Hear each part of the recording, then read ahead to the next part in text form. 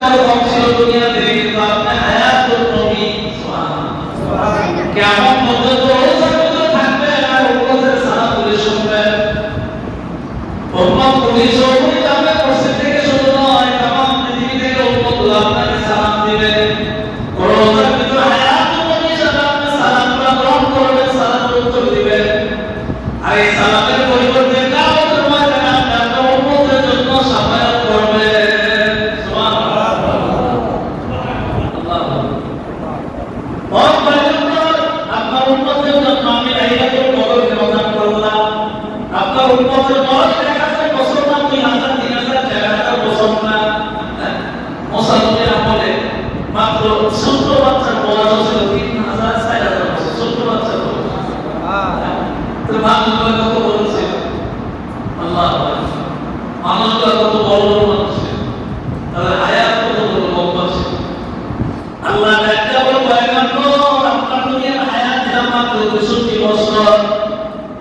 আপনার উম্মতের হায়াতের পাওয়ার কম, কিন্তু এই অল্প সময়ের ভিতরে লাইলাতুল কদরের রাতের বেলায় যখন সকাল থেকে আমি আল্লাহর গোলামি করবে, আমি আল্লাহর দাসত্ব করবে, আমি আল্লাহর ইবাদত করবে, বান্দা আমাকে রাখবে, বান্দি আমাকে রাখবে, আমি আল্লাহ তাআলা তাদের জন্য স্পেশাল আমি আল্লাহ পাক নিয়ামত দান করছি।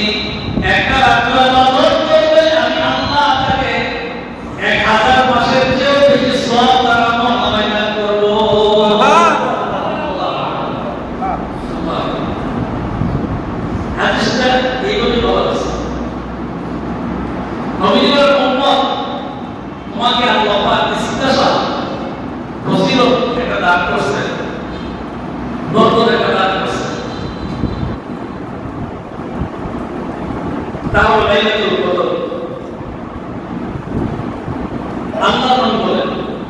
লাইলাতুল কদর হবে দুপুর রাতে, এটা 21 23 25 27 29 পাঁচটা কয়টা রাত লাইলাতুল কদর 21 23 25 27 29 পাঁচটা রাতে যে কোনো রাতে বলে আপনাকে আল্লাহ পাক এই সওয়াবের অধিকার আল্লাহ পাক আপনাকে দিতে পারে। যদি এই পাঁচটা রাতে বলে আল্লাহকে আপনি ভালোভাবে স্মরণ করেন, আল্লাহকে আপনি ডাকেন, রাসূলের সুন্নতের ভিতরে আপনি ডাকাডাকি করেন, আল্লাহ পাক এই সওয়াব দিতে পারে। প্রশ্ন আসলে হুজুর আমরা তো সাথে রাখতে পারে সারা ইবাদত করি, বাকি রাতগুলো তো ইবাদত করি না। আল্লাহ বলেন না বাকি রাতগুলো তো তুমি লাইলাতুল কদর তালাশ করো, সুবহানাল্লাহ, বাকি রাতগুলো তো তুমি লাইলাতুল কদর তালাশ করো। এখন আমরা সাথে রাখতে পারে কেন করি?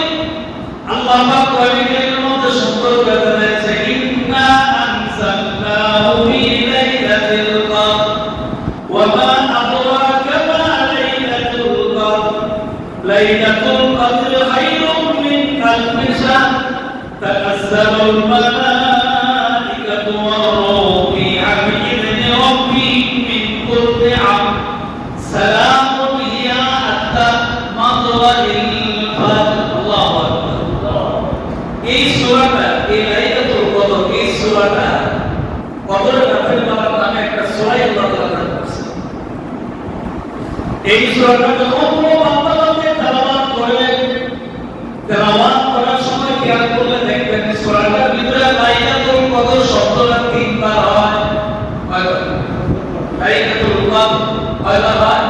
3 বার। আমাদের ইমাম, মাযহাবের ইমাম, যিনি সমস্ত ইমামের ইমাম, যিনি সবার মুরব্বি, ইমামে আযম নুমান বিন সাবিত, যার নাম আবু হানিফা রাহমাতুল্লাহ আলাইহি। আবু হানিফা রাহমাতুল্লাহ আলাইহি কে বলেন না সূরাটার ভিতরে লাইলাতুল কদর লেখা 3 বার। আর লাইলাতুল কদর এই দেখতে লাইলাতুল কদর এই শব্দটা দেখতে গেলে 9টা অক্ষর লাগে। কয়টা অক্ষর? 9টা অক্ষর লাগে। 3 নং 27, 3 নং কত? 27, 3 নং 27। এই জন্য উনি অনেক চিন্তা ভাবনা গবেষণা করে দেখছেন যে যেহেতু লাইলাতুল কদর শব্দটা 3 বার লিখতে লাগে অক্ষর 9টা, 3 নং 27, এই জন্য উনি ওনার মানে জ্ঞান দ্বারা বোঝাতে চাইছেন ও নবীর উম্মতের এত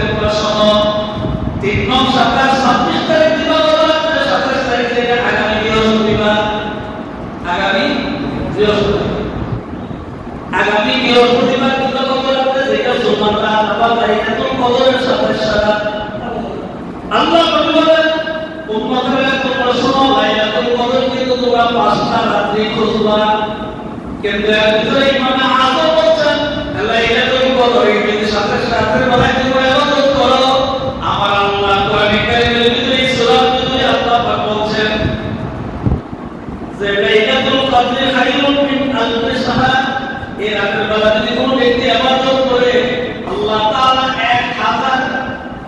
1000 কথা বলছেন হাজার বলতে 1000 এখানে যেহেতু হাজারের কথা আছে হাজার বলতে 1000 আল্লাহ বলেন উম্মতের শোনো আমার আল্লাহ এই রাতের বেলা ইবাদত করলে তার প্রত্যেকটা উম্মত প্রত্যেকটা বান্দা বান্দাকে আমল নামার ভিতরে 1000 বছরের চেয়ে আরো বেশি নফল ইবাদতের সওয়াব তার আমল নামায় দান করে সুবহানাল্লাহ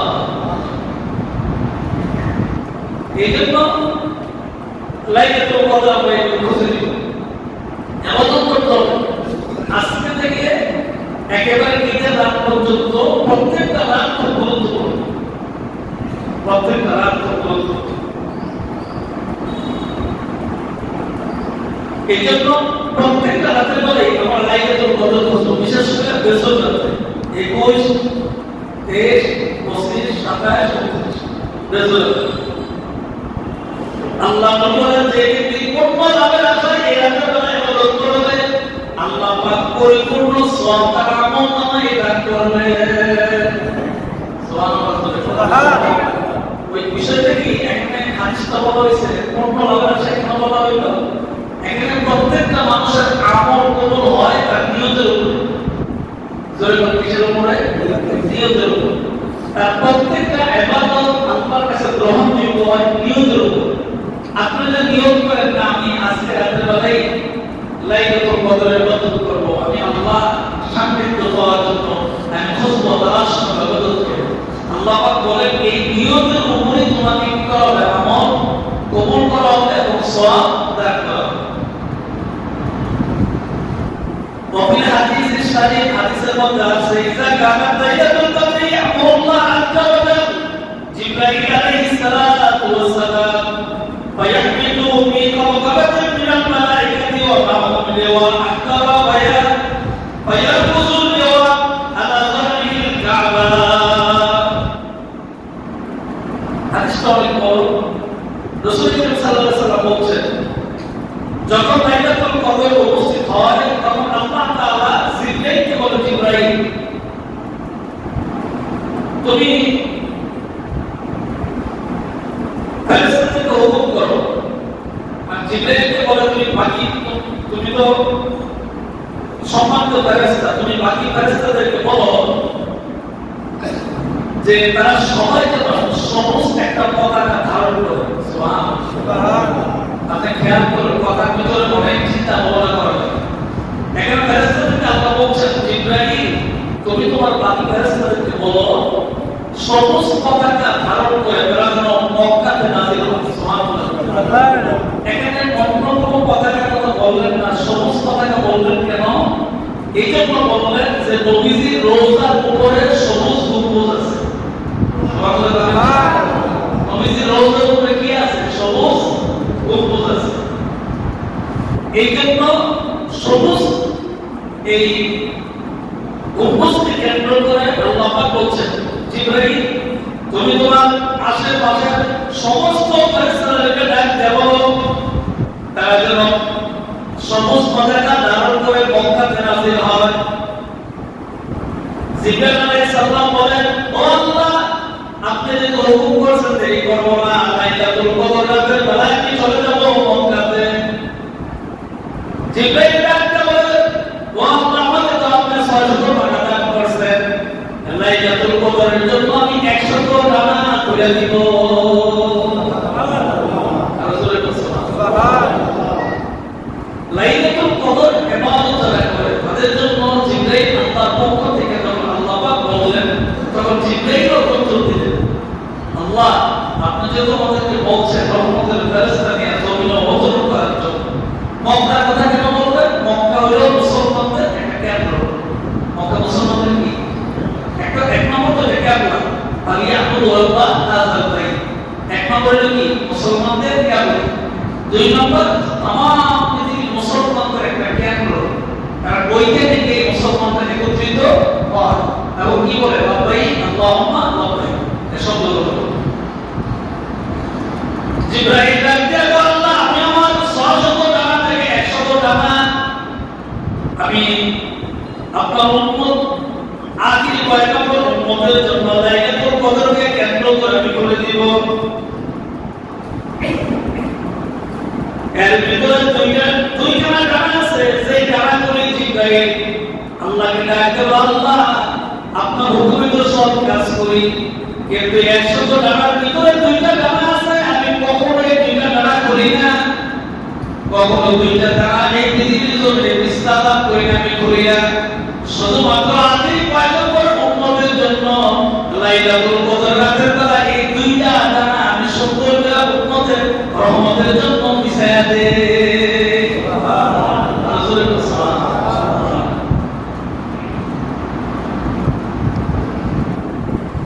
এরপরে বলেন ও আল্লাহ আপনার হুকুম মোতাবেক আমি জমিনে বিচরণ করি। এর ভিতরে আল্লাহ পাক কে ডাক দেওয়ার আল্লাহ আপনার হুকুম মোতাবেক আমি দুনিয়ার জমিনে অবতরণ করে যাই, আমি আমার ফেরেশতাদেরকে নিয়ে এই জমিনের ভিতরে অবতরণ করব, কিন্তু আল্লাহ গো এর ভিতরে যে দুইটা ডানা আমি করব শুধু লাইলাতুল কদরের জন্য, এই লক্ষ্য করে আমি যখন জমিনে অবতরণ করব জমিনে গিয়ে দেখব কেউ দাঁড়ানো অবস্থায়, কেউ বসা অবস্থায়, কেউ শোয়া অবস্থায়। শোয়ার কথা কেন বললেন? অনেক মানুষ অসুস্থ বিছানায় শোয়, তারা ইচ্ছা করলেই বসতে পারে না, ইচ্ছা করলেই দাঁড়াইতে পারে না, কিন্তু এই বিছানায় থাইকেও লাইলাতুল কদরের ইবাদত করে, নামাজ পড়ে, ইশারায় নামাজ পড়ে। এরকম মুমিন বান্দা আছে না নাই? আছে, অনেক আছে। আল্লাহর ভয়ে বিছানায় শুয়ে শুয়ে নামাজ পড়ে, রোজা রাখে, ইবাদত করে, দাঁড়াইতে না পারলে বসতে না পারলে ইশারা দিয়ে নামাজ আদায় করে। মাথাটা উত্তর দিক দিয়া, পাওয়া দক্ষিণ দিক দিয়া, যেভাবে আমরা লাশগুলোর সহায় মৃত্যুর পরে অনেক অসুস্থ বান্দা আছে এইভাবে বিছানায় শুয়ে মাথাটা মানে কেমন মুখে দিয়ে ইশারায় নামাজ পড়ে। এখানে আরেকটা কথা আছে, আল্লাহ পাক বলেন বান্দা তুমি যদি দুনিয়ার জমিনে আমি আল্লাহর ইবাদত করো, ইবাদতের মধ্যে সর্বোত্তম ইবাদত হলো নামাজ। সর্বোত্তম ইবাদত কি? নামাজ। ও আমার বান্দা তুমি কেমন করে নামাজ পড়ে যাবেন, নামাজের ব্যাপারে গাফেল হও, কেমন করে তুমি নামাজ ছেড়ে দাও।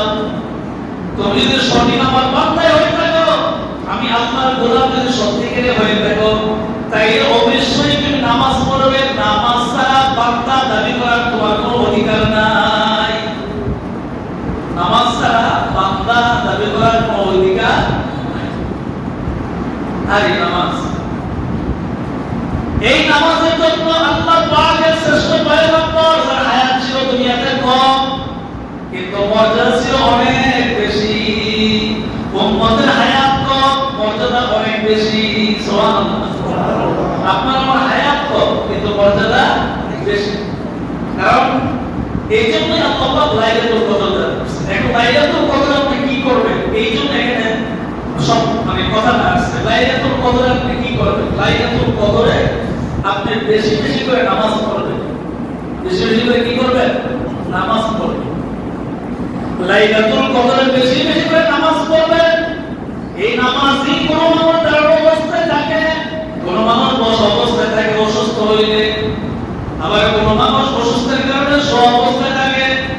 জিবরাইল ডাকতে গো আল্লাহ আপনার প্রত্যেকটা বান্দা এবং বান্দির জন্য, আখির নবীর প্রত্যেকটা উম্মত নারী এবং পুরুষের জন্য সে দাঁড়ানো অবস্থায় থাকুক আর বসা অবস্থায় থাকুক অথবা শোয়া অবস্থায় থাকুক, তিন অবস্থার যে কোনো অবস্থায় সে থাকুক না কেন, তার প্রত্যেকটা সময়ে দোয়া যখন আমি আপনি আল্লাহ দরবারে যখন সে দুইটা হাত বাড়ায় দোয়া করে অথবা ইশারাতে যদি কোনো বান্দাকে দোয়া করে, আমি জিবরাইল সরকার রহমতের সমস্ত ফেরেশতারা তাদের দোয়ার সঙ্গে আমিন আমিন বলতে থাকে। সুবহানাল্লাহ। আসলে তো সুবহানাল্লাহ। এখন দোয়ার দরকার নেই, কথা বল। দোয়ার দরকার নেই, দোয়ার দরকার আমি মন্দ বলার তো অভ্যাস না, কাউকে মন্দ বলবো না। আমাদের ভিতরে কিছু মানুষ আছে নামাজ পড়ে কিন্তু দোয়া করতে রাজি না, বরং ফতোয়া দেয় কি নামাজি দোয়া, কি কয় নামাজি, ঠিক আছে বাংলা আপনার কথা নামাজি দোয়া, কিন্তু অধিকাংশ দোয়া আছে যেগুলো আপনার নামাজের ভিতরে নাই। তো ওইটাকে আপনার আল্লাহর কাছে বলা লাগবে না। দোয়া শুধুমাত্র কয়েকটা না, দোয়া অসংখ্য, দোয়া অসংখ্য। নামাজের ভিতরে যেগুলি করেন, হ্যাঁ এগুলির ভিতরে কিছু দোয়া আছে, তাই এরকম না, কিছু দোয়া আছে, কিন্তু এর বাইরে অসংখ্য দোয়া আছে। তো ওইগুলি আপনি যদি বলেন নামাজের দোয়া, তো বাকিগুলি করবেন কোথায়? এই জন্য আল্লাহ পাক বলেন, আমার বান্দা যদি আসমানের দিকে হাত উত্তোলন করে আমার কাছে ডাকতে বলে মাওলা তুমি আমাকে মাফ করে দাও, বান্দার হাত উত্তোলন দেখতে দেরি হয়, তুমি আল্লাহর পারে লাগতে দেরি হয় না, সাথে সাথে আমার বান্দার সমস্ত গুনাহকে আমি মাফ করে দেই।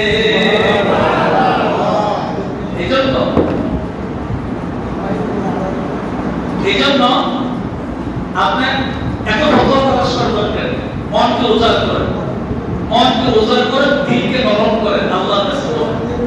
আল্লাহ পাক আপনার প্রত্যেকটা মানুষের দিল অন্তরে দিকে থাকে। আপনার দিল যত নরম হবে তত তাড়াতাড়ি আপনার ইবাদত এবং দোয়া কবুল হবে। সুবহানাল্লাহ বলবেন না? দিল শক্ত হইলে কোনো ইবাদত আল্লাহর কাছে গ্রহণযোগ্য হয় না। এজন্য দিলটাকে নরম করা, আর দিলটাকে নরম করতে হলে কি করতে হবে?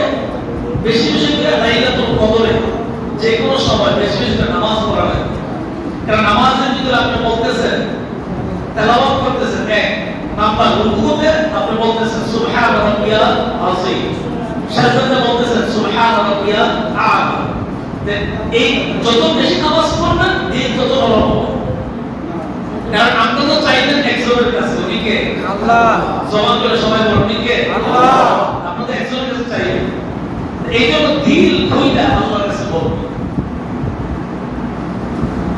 এই জন্য জিবরাইল ফেরেশতা নিজেই বলছেন যে আপনার কোন বান্দা বান্দী আখির নবীর কোন উম্মত যদি আল্লাহর কাছে এইভাবে বলে, দিল খুইলা বলে, আল্লাহ তাআলা এই ফেরেশতা জিবরাইল সহ সমস্ত রহমতের ফেরেশতা আপনার আমার দোয়ার সঙ্গে সঙ্গে আমিন আমিন বলতে থাকে। এখন কি দোয়া করবেন না ছেড়ে দিবেন?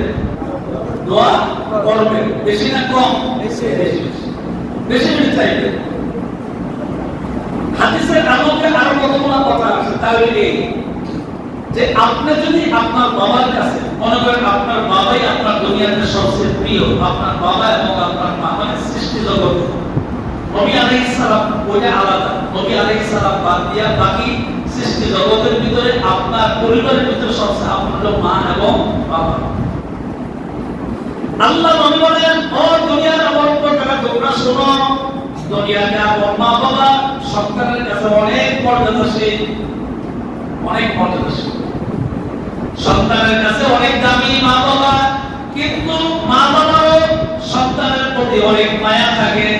এত মায়া, এত দামি, এত মর্যাদা, এত কিছু, এরপর যদি আমার সন্তান আমাকে বারবার একটা কথা বলে আমার বিরক্ত লাগে, কথা কম লাগে না? আপনাকে যদি বারবার এই আমার কথা বলে যান নাকি, আমাকে দোকানে নিয়ে যান না কেন, কথাটা এক দুইবার শুনতে ভালো লাগবে, কিন্তু বারবার যখন বলবে আপন সন্তানের কথা শুনতে কি লাগে? বিরক্ত লাগে। আল্লাহ ডাকতে জিবরাইল তুমি আমার নবীকে জানায় দাও উম্মতদেরকে বলে দেওয়ার জন্য, আমার বান্দা যদি আমার কাছে চায় আমি আল্লাহ বেশি বেশি মায়া লাগে। সুবহানাল্লাহ, তো আসবে সুবহানাল্লাহ, আর জোরে সুবহানাল্লাহ। এটা উল্টা, কিন্তু একটাই উল্টা। আপনি মা বাবার কাছে চাইলে বেশি চাইলে বিরক্ত হয়, আর আল্লাহর কাছে কম চাইলে বিরক্ত হয়, আর বেশি চাইলে খুশি হয়। সুবহানাল্লাহ। এজন্য আপনি চাইবেন কেন? কোন কারণে বলেন?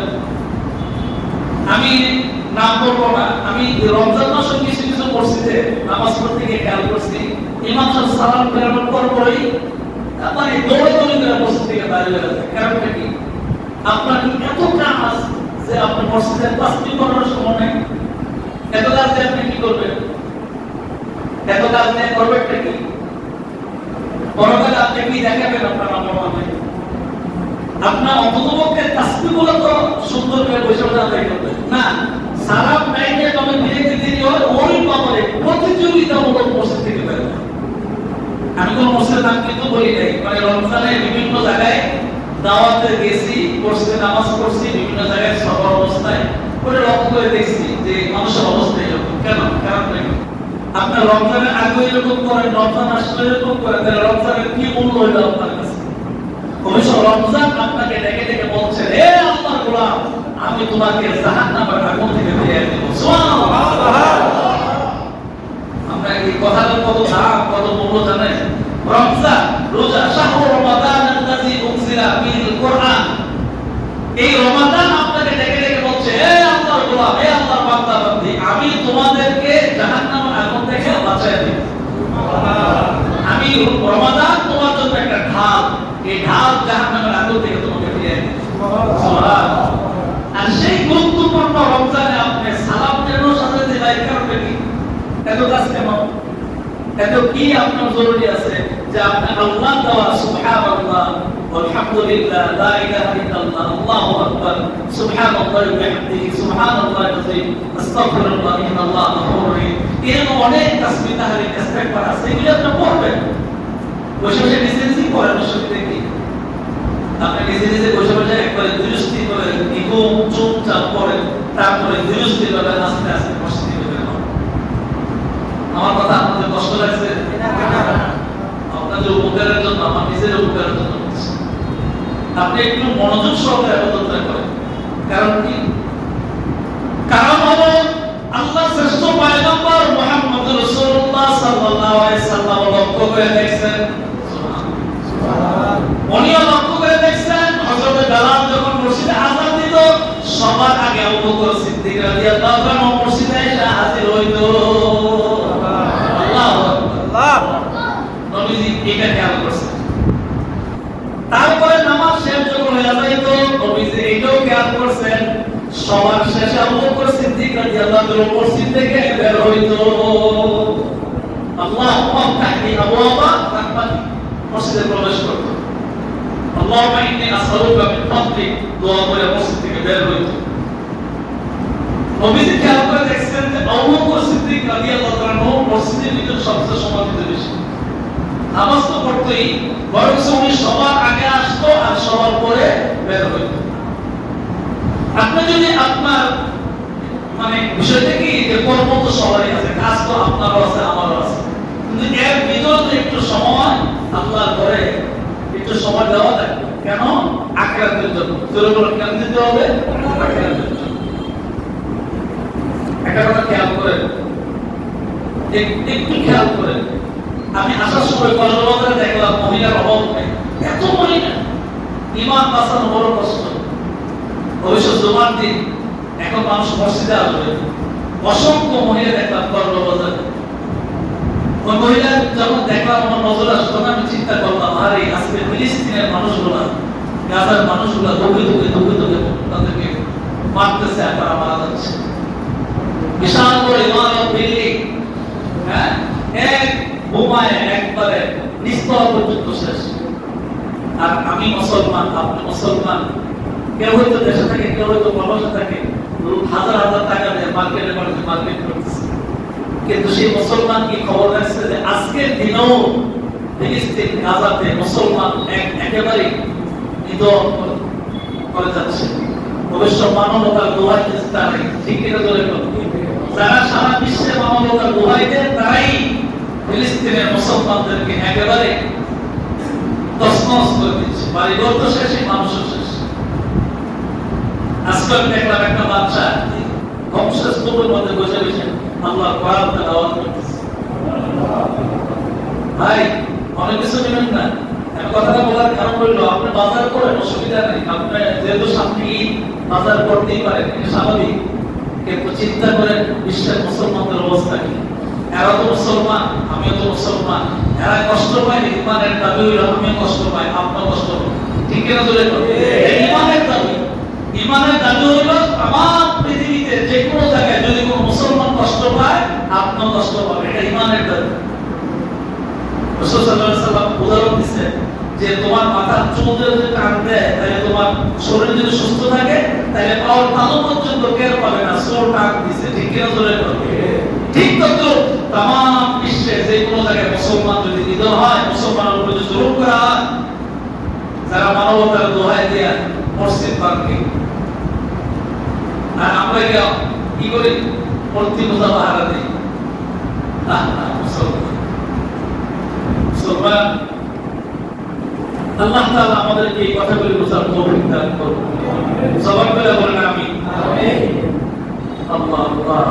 গুরুত্বপূর্ণ মাহে রমজান। এই যে গত 17 তারিখ হলো রমজান, এই 3 দিন আগে, আজকে 20 তারিখ, আজকে রমজানের কত? 20। এই যে গত 17 তারিখ বদর দিবস গেল। বদর দিবসের মর্যাদা কি জানেন? এটার ব্যাপারে অনেক কথা হাদিসে আছে। আমি শুধু একটা কথা বলবো, যেহেতু সময় নেই, শুধু একটা কথা বলবো, তাহলে এই আল্লাহ পাক বদরের সমস্ত সাহাবীদেরকে স্পষ্ট ঘোষণা দিয়েছেন, যারা বদর প্রান্তরে যুদ্ধ করতে আসছেন আল্লাহ তাআলা তাদেরকে বিনা হিসাবে জান্নাত দিয়ে দেবেন। সুবহানাল্লাহ। কিন্তু আমাদের দেশে আবার এক শ্রেণীর মুনাফিক মার্কা হুজুর আছে, এদেরকে মুনাফিক বলা হয়। এরা আবার সাহাবী কেরাম আজমাইন রাদিয়াল্লাহু তাআলা নিয়ে সমালোচনা করে। আছে না নাই? সাহাবীদেরকে নিয়ে সমালোচনা করে। নবীজি বলছেন এরা কোনদিন মুমিন হইতে পারে না যারা সাহাবীদেরকে নিয়ে সমালোচনা করে। সাহাবীদের মর্যাদা অনেক উপরে, আল্লাহর নবীর পরেই তাদের মর্যাদা। কারণ স্পষ্ট আল্লাহ তাআলা বলছেন, নবী আপনি তাদেরকে বলে দেন যারা বদর প্রান্তরে 17 রমজান বদরের যুদ্ধে শহীদ হয়েছে, এমনকি গাজী হয়েছে, মানে অমর হয়ে আছে, তাদের ব্যাপারে আপনি বলে দেন যে আমি আল্লাহ তাআলা সমস্ত বদরের সাহাবীদেরকে বিনা হিসাবে জান্নাত দেন। সুবহানাল্লাহ। তাতে কোনো হিসাবই হবে না, মানে জান্নাত জাহান্নাম এটা নির্ধারিত, এটা পরের কথা, কিন্তু আল্লাহ পাক বলছেন এতে কোনো হিসাবই হবে না, বিনা হিসাবে জান্নাত। আল্লাহ বিনা হিসাবে। এইজন্য আমরা এই মসজিদ থেকে আল্লাহর কাছে দোয়া করব, আল্লাহ আল্লাহ পৃথিবীতে মুসলমান বিভিন্ন জায়গায় খুব কষ্টে আছে, খুব নির্যাতন চলছে তাদের উপর। আমাদের এত দূর থেকে দোয়া করার ছাড়া উপায় নেই। আমরা দোয়া করি মাহে রমজানে আল্লাহ যেন তাদের উপর রহম করেন, এবং যারা এইভাবে নির্যাতন বর্বরচিত নির্যাতন করতেছে আমরা তাদের হেদায়েত দান করি। তবে স্পষ্ট কোরআনের সাক্ষী, আজ হোক কাল হোক, যারা মুসলমানদের উপর নির্যাতন করে তাদের উপর জুলুম আসবে, আজ হোক আর কাল হোক। তারা কখনো সাকসেসফুল হবে না, হয়তো কিছু সময়ের জন্য তারা এগুলি করতেছে, কিন্তু আল্লাহ পাক এটা রেজাল্ট একদিন দিবেন। হয়তো আমরা কেউ চোখে দেখবো অথবা কেউ দেখবো, কিন্তু আল্লাহ পাক ঠিক এটা রেজাল্ট দিবেন। কারণ আল্লাহ পাক আমাদের মতো বহু ধৈর্য না, আল্লাহ পাকের ধৈর্য বেশি।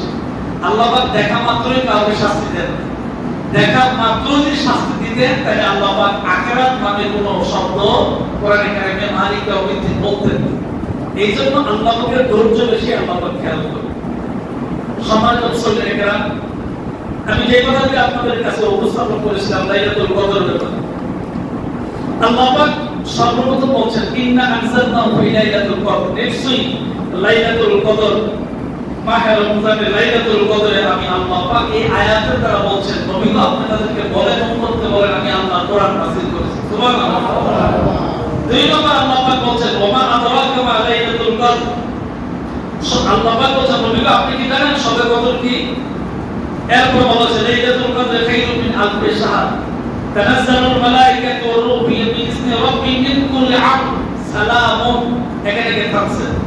আল্লাহ পাক বলছেন নবী গো আপনি তাদেরকে বলেন এবং আপনি নিজেই ব্যাপারে মানে জানেন যে লাইলাতুল কদর হলো 1000 মাসের চেয়ে আরো উত্তম, এবং কি ফেরেশতা জিবরাইল আলাইহিস সালাম সহ ওই রাতের বেলায় প্রত্যেকটা রহমতের ফেরেশতা জমিনে অবতরণ করেন। কতক্ষণ থাকে? মানে মাগরিব থেকে শুরু করে ইলা ফজর পর্যন্ত। সুবহানাল্লাহ। মাগরিব থেকে শুরু করে কোন সময় পর্যন্ত? ফজর পর্যন্ত। সালামুন ইয়া হাত্তা মাতলাইল বদর, এবং ওই সূর্য উদয় পর্যন্ত তাদের সমস্ত বান্দাবান্দির জন্য যারা লাইলাতুল কদরের ইবাদত করে তাদের জন্য আমি আল্লাহর কাছে শান্তি কামনা করি। সুবহানাল্লাহ। বলেন কি কামনা করেন? শান্তি কামনা করেন। আল্লাহ তাআলা লাইলাতুল কদর আমাদের সামনে আগামী বৃহস্পতিবার দিবাগত রাতে আমরা যেটা পালন করব, এটা কিন্তু আজকে থেকে লাইলাতুল কদর শুরু। সম্মানিত মুসলিমরা, এখানে আরেকটা গুরুত্বপূর্ণ কথা হলো এই যে আমাদের মসজিদে আজকে আমাদের সম্মানিত ইমাম মাওলানা রবিউল ইসলাম সিদ্দিকী, যিনি ইমাম পাঁচ ওয়াক্ত নামাজ পড়ান, উনি আজকে মাগরিবের আগে মানে আসর নামাজের পরে এই মসজিদে এতেকালে বসবে। সারা বাংলাদেশে, সারা পৃথিবীতে, আরব দেশে হয়তো গতকাল পড়ছে, আর বাকি দেশ এশিয়াতে আজকে বসবে, যেহেতু আজকে আমাদের হিসাবে 20 তারিখ মাহে রমজানে বসবে। তো আপনারা যারা দূরে যারা মুসল্লি আছেন তাদেরকে বলবো না, যারা কাছে মুসল্লি আছেন তাদেরকে বলবো, তাদের মধ্যে আমার একটা দাবি থাকবে এই, যিনি ইমাম সাহেব বসুক আর যেই বসুক, যারা এই মসজিদে এতেকালে বসবেন, এই মসজিদের কাছে যারা মুসল্লি, তাদের মধ্যে আমার একটা দাবি, আপনারা এতেকালকারীর দিকে খেয়াল রাখবেন। এতেকালকারীর দিকে খেয়াল রাখবেন, ওনার কি প্রয়োজন, ওনার সুখ দুঃখ ভালো মন্দ কি প্রয়োজন, এগুলো আপনারা খেয়াল রাখবেন। এতে করে আপনি নিজেও সওয়াব পাবেন এবং আমলনামায় অসংখ্য সওয়াব আল্লাহ দান করবেন। সুবহানাল্লাহ। সম্মানিত মুসল্লিরা, অনেক মানুষ দোয়া চাইছেন। আবুল কাশেম সাহেব আমাদের পূর্বে মুসল্লি দোয়া চাইছেন এবং মসজিদে 500 টাকা দান করছেন, মারা বছরের উনি দোয়া চাইছেন। আরো অনেকে দোয়া চাইছেন, যে যারা যে নিয়ে দোয়া চাইছেন সবার নাম তো আমি বলতে পারবো না, অনেক মানুষ আমার কাছে এসে দোয়া চাইছেন। আল্লাহ পাক তাদের মনের খবর জানেন। আল্লাহ তাআলা প্রত্যেকটা বান্দা বান্দির মনের আশা পূরণ করুন। সকলে বলে